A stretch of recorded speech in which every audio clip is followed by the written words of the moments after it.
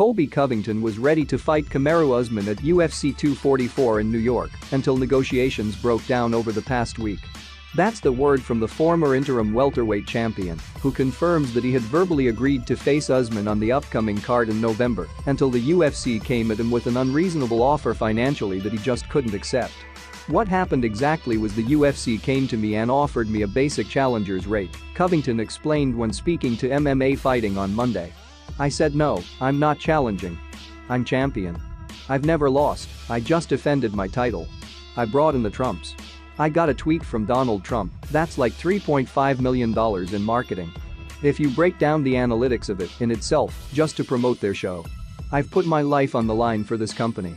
Went to Brazil, said outlandish things where people literally wanted to kill me, and I had gangs in favelas coming after me, and they still want to come at me with this basic challenger, entry fee type money?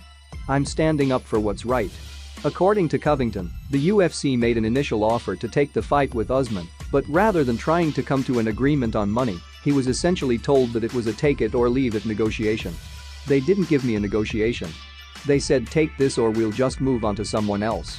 That's not negotiating. That's bad business, and if that's how they want to do business, that's their problem. That's not my problem, Covington said. They came with those hostage negotiations. They come and say take this offer or we'll just move on to the next person.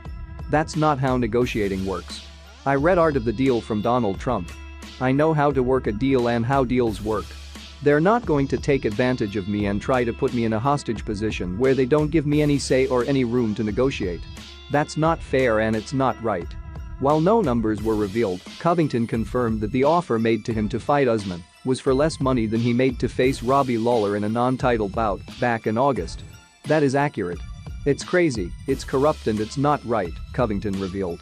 The fighters need to learn a piece of advice from me and learn from my situation that you've got to stand up for what you believe in and what you earn more importantly.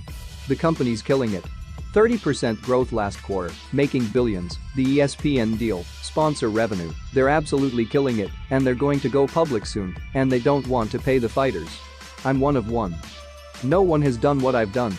No one has broke the record for most strikes thrown in a fight. No one went to the White House. No one's hung out with the Trumps in Trump Tower.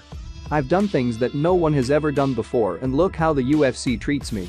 How do you think they're going to treat other guys who haven't even done half of what I've done? Beyond his own negotiations, Covington claims that Usman never agreed to the date, location or money offered either, so the onus wasn't all on him for the fight not happening as scheduled. I know how the events went down and when I come out, I bring truth and facts, Covington said. I don't care what any MMA journalist says, every time I talk, I always come out with the truth and facts. Truth is a force of nature just like the president says. What happened was I verbally agreed to fight Usman in New York, they didn't tell me any numbers. They just told me this is the fight to make. This is the fight we're going to make, are you guys on board? I said absolutely, but they couldn't get Usman to agree. Then they start talking numbers and they're giving me basic challenger numbers, but they need to realize they're not going to get the A side done before they get the B side done. I'm the A side, so let's get these numbers right, but the whole time, Usman hadn't even accepted the fight. He's turning it down. He didn't want to fight anybody.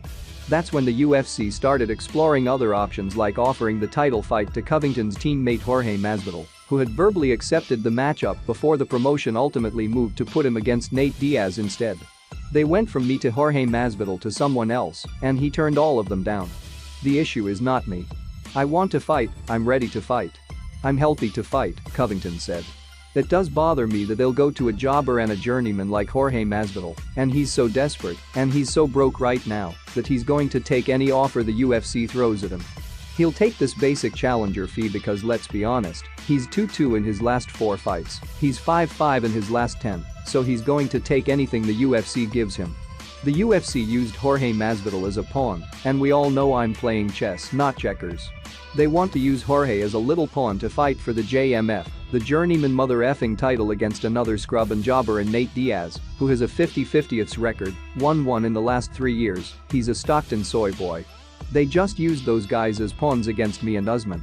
As of now, no talks are ongoing for Covington to face Usman anytime soon, but he's hopeful that a deal can be reached so the welterweight title can go up for grabs before the end of 2019. I hope so. I don't know.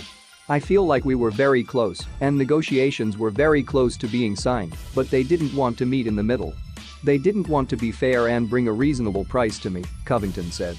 "I'm not asking for anything unfair. I'm just asking for something reasonable for the work I did. I'm not asking for anything unreasonable. I'm just asking for what I've earned and what I deserve."